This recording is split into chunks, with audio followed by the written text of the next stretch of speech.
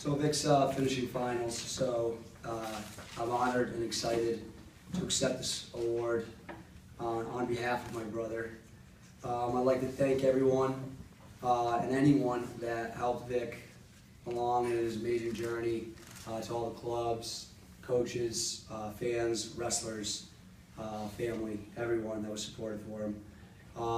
I've said to a lot of people, and I truly believe that Vic's story is one of the best stories out right now, and I'm excited to be able to tell you about it. Growing up in our family was tough for Vic. We're a wrestling family. Our uncles, father, pretty much everyone in our family wrestled. It's been in our blood. And Vic, to be quite honest, wasn't the best athlete. He was kind of the black sheep in our family where, you wouldn't really want to pick him up for a pickup game, and he was always the last one picked. And it was just kind of who Vic was, at least for his childhood. Vic, still being in our family, kind of had to wrestle. And, we traveled all over the place, and I credit my parents for taking us everywhere, New Jersey, New York. Wherever there was a tough tournament, they'd drive us down. And a lot of times, they'd drive Vic down for maybe a minute on the match, both matches combined. He'd be happy, he'd run over to the concession stand, grab himself a donut, and he'd be good to go. But over time, those 0-2s turned into 1-2s, 2-2s, and he started gaining ground. And as he started gaining ground, you kind of saw something turn in him. And I think a big turning point, and something I take a lot of pride in, is when I won my state championship. And everyone kind of has that one match, it's a turning point. I walked off the mat and I saw him in tears, and at this point, I remember with my family, we weren't even sure if he was even going to wrestle. He was talking about playing basketball or lacrosse or something. He was unsure about things. And after that, that was his 8th grade year. He went into his freshman year like a different man. He started changing everything. Little by little, he got a lot better.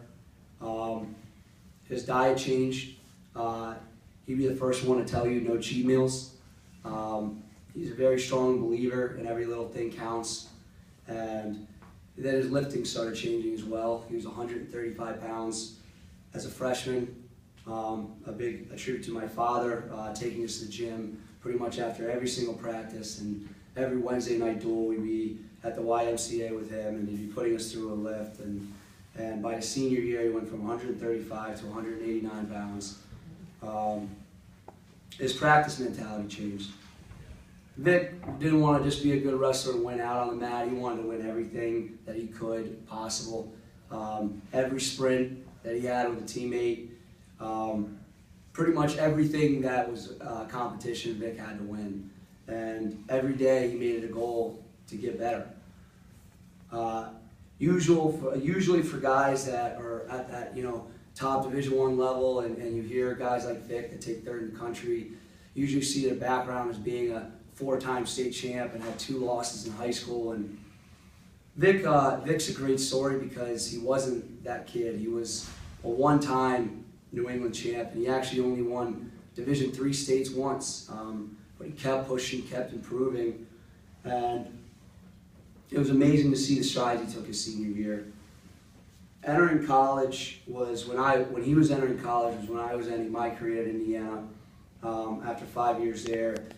And to be quite honest, I never thought that, I've always loved my brother. He's always been one of my best friends, but I didn't think I was going to be so crazily invested in how well he would do until I started to see him out there and him competing.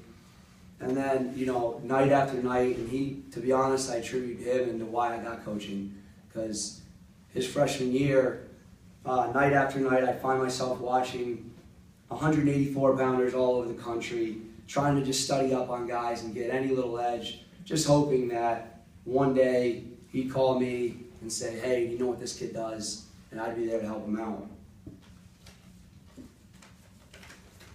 I remember last season, not this past season, but the one before that, when he was injured a lot that year. He was unseeded entering the tournament, and he drew Lofthouse, which was a two-time All-American from Iowa. They're always in the national title hunt. And I was talking to some of the other club coaches I work with, and I'm pretty proud of this moment when I called his Loft House win early, and I said, he's going to beat this kid. And, you know, all the guys I work with were trying to be supportive, but I knew when I walked away, they were calling me crazy. And it was a very cool moment. And I think that's when, for him, it turned the corner and said, I can compete with anyone and beat anyone. This year was an amazing year, but he had a lot of bumps and obstacles along the year. I remember when the seeding came out, I was watching the selection show, and when I saw Vic's bracket, I instantly called my mother, and I was very hyped up in a negative way, I guess, because I didn't like the matchup. I didn't like him having Dekow, who was a returning All-American, who I thought, in my mind, was a 2 seed, and Vic's got the one kid that put it to him this year, where Dekow beat him 8-1, and this is the one kid in my mind that I thought was a bad matchup, and it got me nervous. But then right after, I called Vic and kind of wanted to feel him out, and the confidence in him changed my mindset completely. He was excited, he was ready to compete, and something I saw in him, which I saw senior year in high school, which was he didn't have anything else in mind but gold. He didn't care what was beside his name. He didn't care that he was a 13 seed. He didn't care what people were saying. In his mind, he was going to win it. After that Dekow match, probably was one of my family's and myself's special moment, because it was that hump that Vic needed to get over to All-American. And I remember right after that match, he pointed at me, and I ran up the stairs in tears and embraced my family, who, my father, my mother, all of us were in a big family hug, and it was a moment that none of us will ever forget. Although he lost a heartbreaker in the semis, he captured a lot of people's attention, showing people it doesn't matter where you're from, it doesn't matter if you were a 4-time state champ, it doesn't matter what's beside your name, that you can win, and you need to have self-belief in yourself before that can happen. And when you do that, you can accomplish anything. I know if Vic was here, there'd be 5 points in closing that I know he would want to relay out to young wrestlers everywhere, and to be honest, anyone. And first is believe. Elevate your goals. If your goal is a state champ, if your goal is a New England champ, elevate it. Say you want to be a national champ. If your goal is to be an All-American, it's to be a national champ. 2, be a good role model. When I was out at Nationals, it was amazing to see the impact he had on his other teammates. Dave Habit, which was a national finalist, and Mitchell Port, both spent time talking to me that entire weekend, saying how much of an impact Vic had on them this year, and really helped them get their heads on right. And you know, I know that sometimes you don't think that your teammates or other people are watching, but you want to lead with a good example. 3, be grateful of your family and supporters around you. I know personally, and I know he feels it very strongly in the same way, that without my mother and father and brother, that we couldn't be where we were today. And we love you very much for that. 4, every practice, every meal, every lift, make it count. Don't worry about what anyone else is doing around you. You focus on you and go out and get what you want.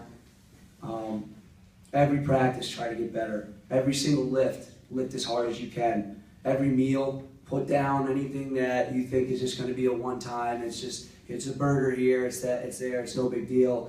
They all catch up, it all matters, especially when it's a double overtime match, just like you guys saw in his favor sometimes and against him. It all leads up to something. And lastly, heart.